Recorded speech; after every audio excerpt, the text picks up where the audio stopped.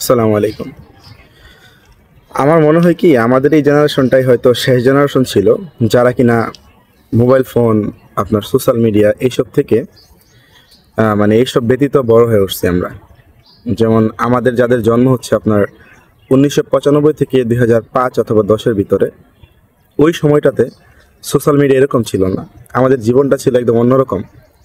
আমাদের জীবনটা ছিল খেলাধুলাময় এবং আনন্দময়। তখন আপনার অত্যাধিক কারেন্ট যাইতো। তারপর হচ্ছে আপনার তখন প্রচণ্ড পরিমাণে খেলাধুলা করছি আমরা। বিভিন্ন ধরনের খেলাধুলা, গোল্লাছুট থেকে শুরু করে এই চোখ পালতেজ বলে আমাদের বাসায়। তারপর হচ্ছে আপনার এই জোতা চোর, তারপর হচ্ছে আপনার দায়রাবান্ধা, তারপরে আরও অনেক ধরনের খেলা যেগুলি খেলে আমরা বড় বড় হয়েছি। বর্তমানের যেই সন্তানাদি বা যেই ছেলেপেলেগুলো বড় হচ্ছে তারা কিন্তু এগুলি জানে না। তারা জন্মের পরেই হাতে মোবাইল ফোন পেয়ে যাচ্ছে।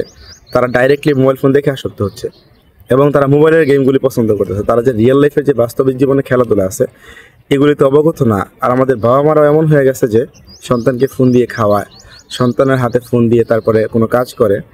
তো বাস্তবিক জীবনে তাহলে বাচ্চারা আপনার কীভাবে ডেভেলপ হবে? একটা ছেলে মেয়ে যখন সে জন্মের পরে ফোন দেখতেছে তাহলে তো ফোনের প্রতি সে আসক্ত হবেই।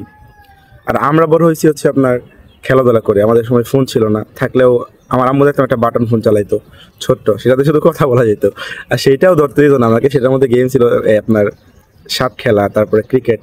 সেইটাও আম্মু ধরতে দিত না ঠিকভাবে, যে গেম খেলিস না, ফোন নষ্ট হয়ে যাবে, লক হয়ে যাবে এই সেই। আর আমাদের এখনকার পোলাপাইন বা ছেলেমেয়েরা জন্মের পরে social media, TikTok, Facebook, YouTube সব কিছু দেখতেছে, আসক্ত হইতেছে, ওদের মাথার মধ্যে ওইগুলোই ঢুকতেছে। আর আমাদের মাথায় তখন শুধু চিন্তা থাকতো যে আমরা কখন বিকাল হবে আর কখন আমরা দৌড়ায় খেলতে যাব বা এনিথিং আছে। আমরা দৌড়ায় খেলতে যেতাম, আপনার দৌড়াদৌড়ি, হুড়াহুড়ি, কত কিছু করতাম। তখন কারেন্ট চলে গেলে আমরা একসাথে বসে গল্প করা হতো একটা জায়গার মধ্যে। যারা মুরব্বী ছিল, দাদা, নানা, নানি বা বয়োজ্যেষ্ঠ যারা ছিল, তারা আমাদেরকে একসাথে নিয়ে গল্প করতো, যুদ্ধের কাহিনী শোনাইতো বা এই আপনার জিনের গল্প, ভূতের গল্প এগুলি শোনাইতো। আর এখন এখন কিন্তু সময়টা চেঞ্জ হয়ে গেছে। এখন হচ্ছে কি আমাদের যা প্রয়োজন হয় আমরা ফোন থেকে শোনানোর চেষ্টা করি বাচ্চাদেরকে যে এটা দেখো, এটা দেখো। তো সেই বাচ্চাটার ব্রেন কীভাবে ডেভেলপ হবে? সে যখন ফোন দেখে দেখে শিখতেছে, তার তার তো ফোনের প্রতি আসক্ততা আসবে।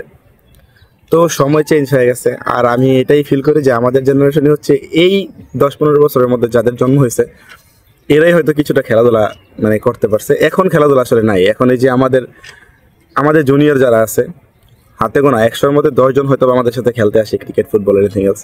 বাকিরা খেলে না। বাকিরা হচ্ছে কি ফোনে গেমস খেলে, ফোনেই ফুটবল খেলে, ফোনেই ক্রিকেট খেলে, free fire, PUBG, anything else অনেক কিছু খেলে। তো বাস্তবিক জীবনের খেলার সাথে ওরা পরিচিত না। আর ওদের দৈহিক গঠনটা ওই রকমভাবেই তৈরি হয়ে যাবে যে ওরা আসলে লোড নিতে পারবে না, কোনো কিছুর প্রেশার নিতে পারবে না। কোনো শক্ত কাজ বা আপনার খেলাধুলা করতে গেলে অনীহা আসবে, যে পরিশ্রম হয় অনেক, শরীর ঘেমে যায়, ধুলাবালি পড়ে, এর টেন্ডেন্সি ওদের মধ্যে নাই। তাই আসলে এই এই মুহূর্তে একটা সন্তানকে মানুষ করা খুবই ডিফিকাল্ট।